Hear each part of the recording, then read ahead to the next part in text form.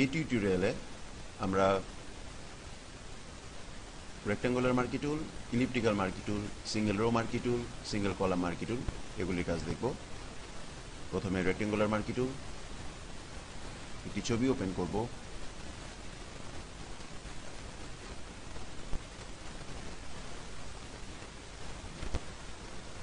মাউসের বাটন চেপে ধরে ড্র্যাগ করে এভাবে আমরা সিলেক্ট করতে পারি। ডিসিলেক্ট করতে গেলে আপনি কিবোর্ড থেকে কন্ট্রোল ডি চাপলে ডিসিলেক্ট হয়ে যাবে, অথবা সিলেক্ট থেকে ডিসিলেক্ট দিতে হবে। আমি যতটুকু সিলেক্ট করেছি ততটুকু অংশ আমি কপি করে এডিট কপি করে ফাইল নিউ ওকে দিয়ে এডিট পেস্ট দিয়ে আমি ততটুকু অংশ অন্য একটি ডকুমেন্টে এনে বসাতে পারবো।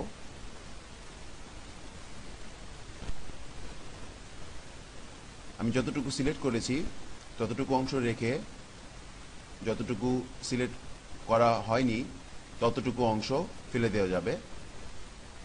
সেটি করতে গেলে ব্যাকগ্রাউন্ড লেয়ারটিকে আনলক করে দিব। Layer, new, layer from background, okay. এখন যদি আমি সিলেক্ট ইনভার্স দেই এবং কিবোর্ড থেকে ডিলিট চাপি, তাহলে দেখবেন যে পেছনে ট্রান্সপারেন্ট ব্যাকগ্রাউন্ড দেখাচ্ছে। যেহেতু লেয়ারটি ব্যাকগ্রাউন্ড লেয়ার না, সেই জন্য পেছনে ট্রান্সপারেন্ট ব্যাকগ্রাউন্ড দেখাচ্ছে। কন্ট্রোল ডি চেপে আমি সিলেকশনটিকে ডিসিলেক্ট করলাম। পিছনের জায়গাটিকে আমি এখন ফিল করতে চাই। সেই ক্ষেত্রে আপনি এডিট থেকে ফিলে গিয়ে ফিল বক্স পাবেন।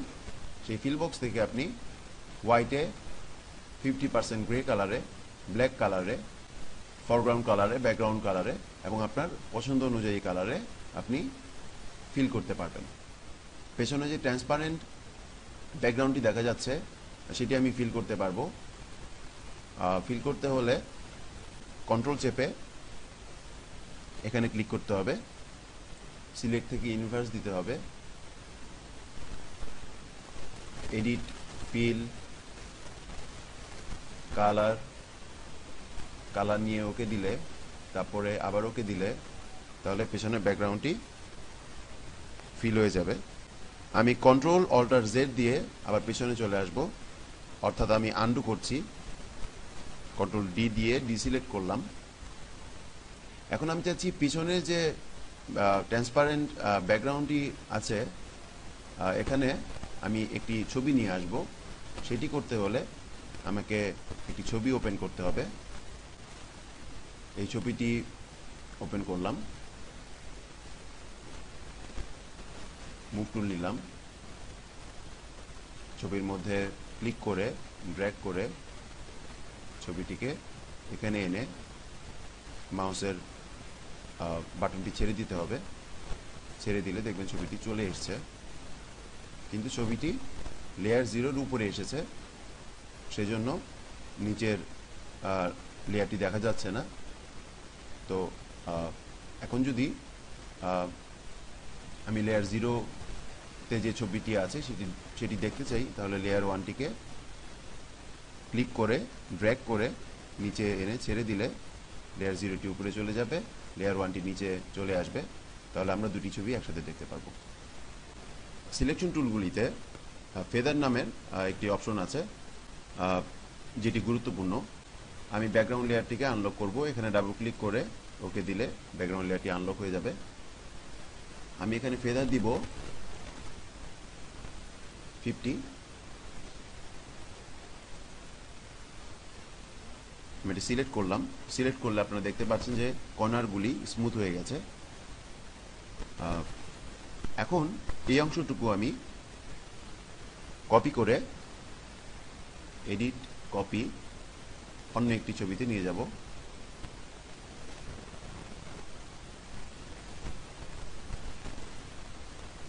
এই ছবিতে বসাবো।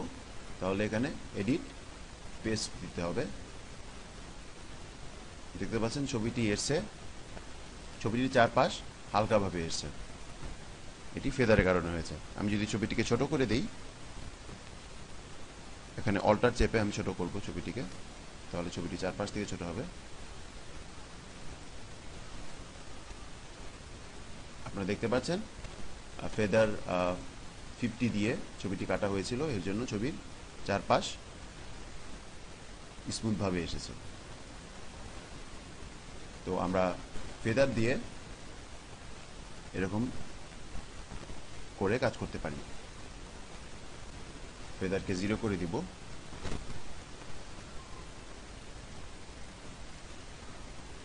এখানে new selection, add to selection, subtract from selection, intersect with selection. New selection হলো যে একটি সিলেকশন করা। আমি এখানে সিলেক্ট করলাম, আবার যদি আমি অন্য একটি জায়গায় সিলেক্ট করতে যাই, তাহলে এই সিলেকশনটি চলে যাবে, অন্য একটি সিলেকশন চলে আসবে। এটি হলো new selection. Add to selection হলো আমি সিলেক্ট করলাম একটি জায়গা, আমি আরেকটি জায়গা সিলেক্ট করতে চাচ্ছি, ক্লিক করলাম, দুটি সিলেকশনই থেকে যাবে। অ্যাড টু সিলেকশন দিয়ে এইভাবেও কাজ করতে পারি। আমি সিলেক্ট করলাম, তারপর এইভাবে সিলেক্ট করলাম, দেখতে পাচ্ছেন এরকম একটি শেপ হয়েছে। এখানে সিলেক্ট করলাম, এখানে সিলেক্ট করলাম, এইভাবে আমি সিলেকশন করতে পারি এবং সিলেকশনটি কেটে আমি অন্য কোনো ব্যাকগ্রাউন্ডে নিয়ে যেতে পারি, অথবা সিলেক্ট ইনভার্স দিয়ে সিলেকশনের বাইরে যে অংশটুকু আছে সেটি আমি ডিলিট করে দিতে পারি। সাবট্রাক্ট ফ্রম সিলেকশন হলো আমার কাছে মনে হলো যে আমার এই অংশটুকু দরকার নেই, তাহলে যদি আমি এই অংশটুকু এইভাবে সিলেক্ট করি, তাহলে অংশটুকু ডিলিট হয়ে যাবে। আমার মনে হলো আমার এই অংশটুকু দরকার নেই, আমি এইভাবে সিলেক্ট করলাম, তাহলে আমার এই অংশটুকু ডিলিট হয়ে যাবে। ইন্টারসেক্ট উইথ সিলেকশন হলো আমি এভাবে সিলেক্ট করলাম এবং এই দুই সিলেকশনের মধ্যে যে কমন জায়গাটুকু আছে সেই জায়গাটুকু সে সিলেকশন হিসেবে নিবে। এরপর ইলিপ্টিক্যাল মার্কি টুল। ইলিপ্টিক্যাল মার্কি টুল হলো একটি বৃত্ত আকারে সিলেকশন হয়, এভাবে আমি সিলেক্ট করতে পারি। সিলেক্ট করে আমি রেক্ট্যাঙ্গল মার্কি টুল দিয়ে যে ধরনের কাজ করেছি, ইলিপ্টিক্যাল মার্কি টুল দিয়ে একই ধরনের কাজ করতে পারবো। এক্ষেত্রে শুধু শেপটা চেঞ্জ হয়ে যাবে, এক্ষেত্রে শেপটা হবে গোল। এটি আমি কপি করছি, ফাইল নিউ, এখান থেকে আমি একটি নতুন ডকুমেন্ট ওপেন করলাম, এখানে পেজ দিলাম, দেখতে পাচ্ছেন যে ছবিটি চলে এসছে। এখানে ফেদার দেওয়াও নেই, সেই জন্য ছবির চারপাশ স্মুথ হয়নি। কিন্তু আমি যদি একই কাজ এখান থেকে ফেদার 50 দিয়ে করি, তাহলে আপনারা পার্থক্য বুঝতে পারবেন। আমি সিলেক্ট করলাম, কপি দিলাম, কন্ট্রোল সি, ফাইলে গেলাম, নিউ দিলাম, ওকে দিলাম। এখন যদি আমি পেস্ট করি, তাহলে আপনারা দেখতে পাচ্ছেন যে ছবির চারপাশ স্মুথ হয়ে এসছে। তো এইভাবে আপনারা বিভিন্ন ধরনের কাজ করতে পারেন। ফেদারটিকে 0 পিক্সেল করে দিব। এখন আমরা সিঙ্গেল রো মার্কি টুলের কাজ দেখব। ক্লিক করলাম, সিলেকশন হলো, এটিকে আমরা ডুপ্লিকেট করব, কন্ট্রোল জে। ডুপ্লিকেট করেছি কিন্তু পুরো অংশটুকু আসেনি। আমি একটি লাইন সিলেক্ট করেছিলাম, সেই লাইনের মধ্যে যতটুকু ছবি পড়েছে ততটুকু এসেছে। এখন যেটা করব সেটি হলো মুভ টুল নিব। দেখতে পাচ্ছেন শো ট্রান্সফর্ম কন্ট্রোলস এখানে চেক করা আছে, সেজন্য কিছু বক্স দেখতে পাচ্ছেন। এখন আমি এটিকে এইভাবে উপর দিকে এবং এইভাবে নিচের দিকে নিয়ে আসব, তারপর কিবোর্ড থেকে এন্টার চাপবো, একটি সুন্দর ইফেক্ট তৈরি হবে। এখন লেয়ার 1 এর চোখটিকে তুলে দিব, লেয়ার 0 ক্লিক করব, সিঙ্গেল কলাম মার্কি টুল নিব, এখন লম্বালম্বি ক্লিক করব, কন্ট্রোল জে দিব ডুপ্লিকেট করার জন্য, মুভ টুল নিব, এখন এটিকে এইভাবে এবং এইভাবে দুই পাশ দিয়ে আমরা বাড়িয়ে দিব, এন্টার চাপবো, তাহলে আরেকটি ইফেক্ট তৈরি হলো। এখন আমি লেয়ার 1 এর চোখটি দিয়ে দিব। এখন যদি লেয়ার 1 এর অপাসিটি আমি 50% করে দেই, তাহলে আপনারা দেখবেন যে লেয়ার 1 এর ভিতর দিয়ে লেয়ার 2টা দেখা যাচ্ছে এবং একটি সুন্দর ব্যাকগ্রাউন্ড ইফেক্ট তৈরি হয়েছে।